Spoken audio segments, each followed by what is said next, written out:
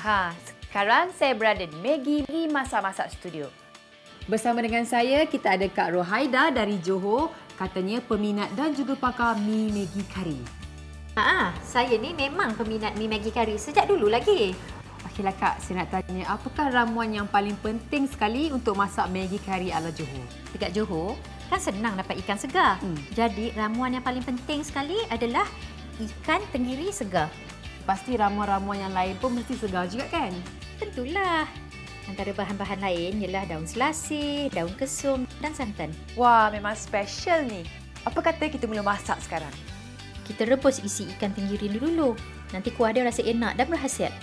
Carikan isi ikan tenggiri yang dah masak. Sambil tu, masukkan perencah Maggi kari. Supaya rempah-rempah ni mengembang semasa mendidih kan? Pandai Panca. Sekarang masukkan santan. Lepas tu isi ikan tenggiri. Kemudian masukkan daun kesum. Biarkannya didih sedikit. Sekarang bolehlah masukkan mi Maggi. Saya masukkan dulu ya, Kak. Okey, Syah. Sekarang mi Maggi dah masak. Tolong taut dan letakkan dalam pinggan ni. Kita tuang sup Maggi kari. Kemudian hiaskannya dengan bahan-bahan ni. Dan juga tauge kan? Betul. Tengok pun dah tahu garanti sedap ni.